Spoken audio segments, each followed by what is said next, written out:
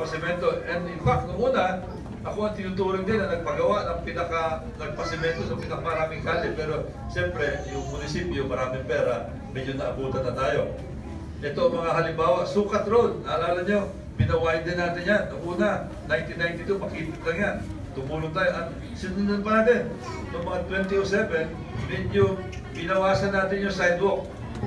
Humingi ako ng pag-intindi sa inyo, pag-unawa, kasi kung hindi, magkakatraffic dahil tuwing papaara yung mga jeep, nagkakatraffic sa Sukat. Kaya nilagyan natin ng konti espasyo para pag pumara sila, ay hindi nila haharangin yung iba sasakyan. Binawasan natin yung sidewalk. Ito sa may Masville. Ang Masville, taga Sampalo kayo, dati noong una, ang Masville, lubak-lubak yan.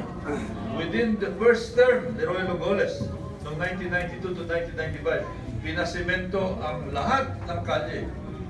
Major roads doon sa Masville, sementado yan. At kung kayo pumunta ron, wala kayo makikita ang anumang crack dyan. Pakakapal. Pakakapal ang pinagawa ko. Hindi katulad ng mga ibang kalye na pinasemento, wala pang 1 year, 2 years, nagkakrak na kasi hindi makapal eh. Ito sa Masville. Sa Cultural Lane, sa may Port State yan. Lupena, ito, napakahaba ito. Kung kayo pumunta sa Port State, dati may kalye dyan na parang kang nasa bukid. Pag may punta na dyan, minsan pag may patay, pupunta ako, hindi makapasok sa sasakyan ko. Parang kang pumasok sa bukid talaga. Pinasemento natin yan. Ngayon, sementado na yan. Parang South Superhighway na yung kalye na yan. Mahaba din o yan. Mas mahaba pa yan doon sa kalye niya sa Sampaloc. Mula sa gate hanggang sa may eskwelahan. Itong Lupena, mas mahaba pa yan. Napakahaba ng kalye na yan. Sa Reyes Compound pa rin. Reyes Compound, yung Circle, Santa Cecilia. At pati ba doon sa likod ng Jaka. Mahaba din yan. Mula sa Ibanda City Road. Pag-crash yun, tabi ng simbahan sa San Antonio.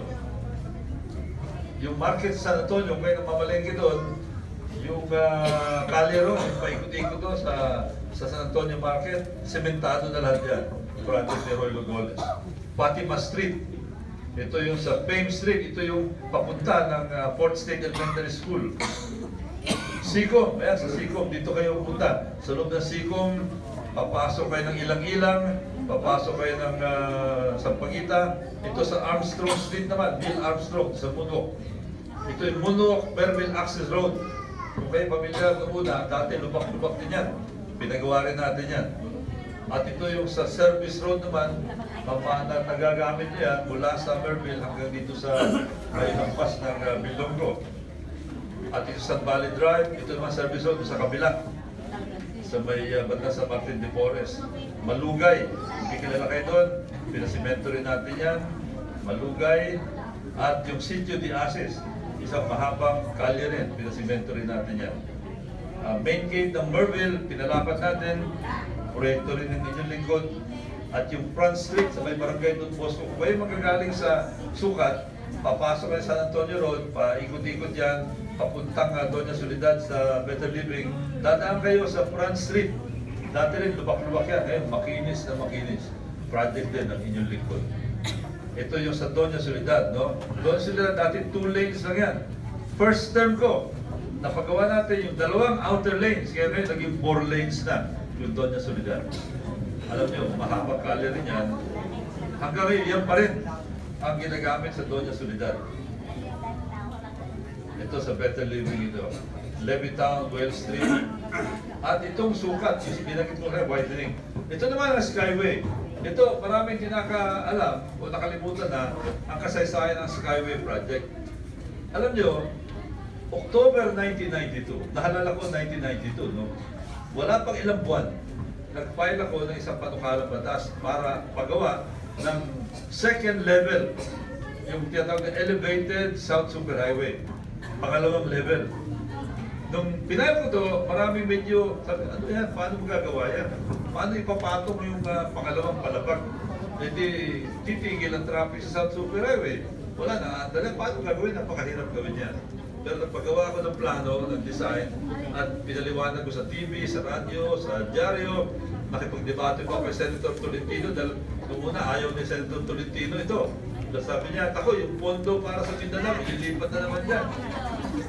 So, pero alam niyo, sa kakaingay ko sa TV, sa radyo, nabalitaan ni Presidente Ramos, sabi niya, nung nagkaroon ng inaugurasyon ng C5, pinatawag niya ako, sabi niya, Roy, Congressman, pakipaliwanag mo nga yung elevated South Superhighway proposal mo. So pinaliwanag ko, medyo tatagunan ko siya. After a few months, galing siya ng Bangkok. Sabi niya sa akin, Congressman, alam niyo, ang suggestion mo, second level. Sa Bangkok, third level na sila. Kaya sabi niya, nahuhuli na pala tayo. So kanya inutusan ng Public Works, si Speaker de Venecia, tumulong. Finally, nakumpleto ang plano. At nung pinisinta, kay Speaker de Venecia, pinatawag din ako. Doon ako, siyempre, ako ang nagpanukaran yan. Ang sabi ni Speaker, ano, ipapangalan natin? Ang sabi ni Secretary Bihilar ng Public Works, sabi niya, Metro Manila Tollway Project. Sabi ko, parang hindi maganda yung dating. Yan ang pangalan natin, sabi ni Speaker de Venecia. Sabi ko, di ba nung una, Highway 54. So, sunod, Super Highway. Hindi batas sa batas. Anong susunod? Sabi ko, Skyway. Pag sabi ko ng Skyway, sabi ni Venecia, Speaker, yan na. So, yun na ang pinangalan. At ako'y natutuwa na ito na ang Skyway Project. Pero nalulungkot na ako na hindi ko naparegister sa pangalan ko yung Skyway. Kasi ako nag-coin nun eh. Ako, Gemma, pag ikaw magbigay bagsak ng pangalan, ikaw may-ari noon, kung niregister mo. Eh, nangyari, hindi ko na pa-register, ginamit nila. Yan, pangalan ng korporasyon nila. Eh, kung na-register ko, pwede ko sila sigilin ng royalty. May kita sana ako dyan. Eh, wala. Eh, okay na lang. Mas importante, nagagamit yung proyekto. Yung Skyway Project, sinimulan ni Roy Locoles. Ayan. Ito naman yung mga PGH, napakarami dyan. Marami sa inyo nakikinabang sa PGH. Ito, ilang buwan lamang ito, 2,000 na nakinabang. Kinukompleto pa namin yung listahan dito, no? At ito, isa sa pinakamalawak na proyekto. Itong libreng, okay lang, libreng palibing. Naalala niyo yung libreng palibing? Madalas pupunta ako sa Sampaloc, meron nakaburol. Ito, libreng palibing. Bakit ko naisip ito? Kasi madalas pupunta ako sa burol noon. Nagtataka ko, sabi ko, mahigit na 1 linggo, hindi pa nililibing. Sabi ko, meron pang hinihintay. Eh, galing ng Middle East ba? Wala ko. Eh, bakit di pa nililibing? Kulang pa ng pera. 2,000, 3,000, kasi usually 12,000 pesos ang palibing, no? So naisip ko, sa kawawa talaga yung mga pamilya, pero mo, nawalan ka na ng funded yung pamilya, may utang ka pa. At ilang buwan, ilang taon bago bayaran yung inutang mo. So, inisip ko ito. Kaya dito, nilagay natin yung pondo natin, parte ng pondo natin yung tinatawag na PIDAC for barrel. At sa loob ng programa nito, 2,863 ang nakinabang dito. Napakarami. At ito ang listahan ng mga beneficiaries sa palibing, no? Pinakamarami, BF Homes. At palagi ko, isa sa pinakamarami sa Palong dahil mas maraming tao, mas marami ang pagkukunti.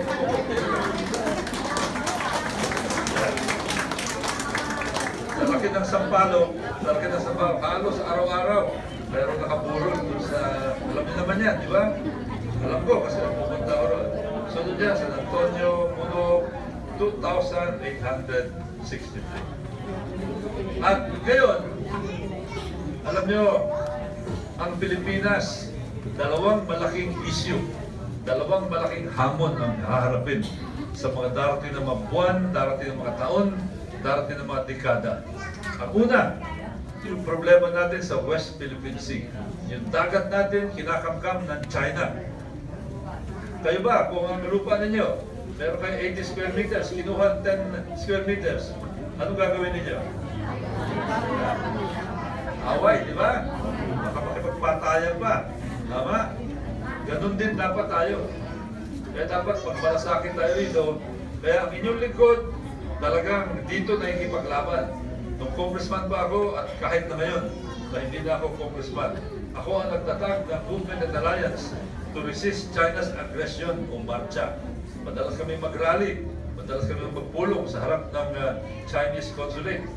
Ayan, yung mga litrato ng mga rally namin. At ito hindi bagong issue sa akin. Kasi 1971, bagong opisyal pa lamang ako ng Philippine Navy, kasama ako doon sa misyon na nagpunta sa Spratlys, nagdala ng sundalo, ng armas, ng mga supplies, mga gamit. Bata pa ako doon dito. Kagagraduate ko pa lamang. At ito yung sa mga litrato habang nagdidiskarga kami ng mga gamit. Nakikita niyo yung mga sasakyang maliliit na pandagat dyan, no? Galing sa LST.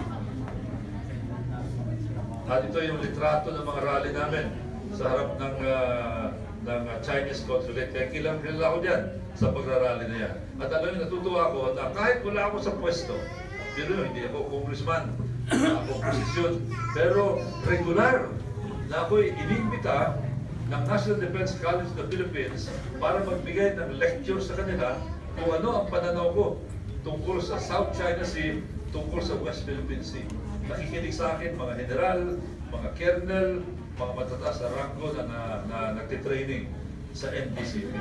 Isang malaking karangalan para sa akin na marating na imbita dito. At katunayan, sa Sabado, 2 ang speaking engagements ko. Isa sa umaga, isang grupo sa May Ortigas. At sa hapon naman, speaker ako dito sa may simbahan ng ROR, no? Resurrection Church. Dalawa kami ni Justice Supreme Court Justice Antonio Carpio. Kami magsasalita tungkol sa West Philippine Sea. Noong isang buwan, inimbita ako sa Palawan para magsalita tungkol dahil sila ang pinakamalapit sa West Philippine Sea. Noong December, inimbita ako sa Japan para magsalita din.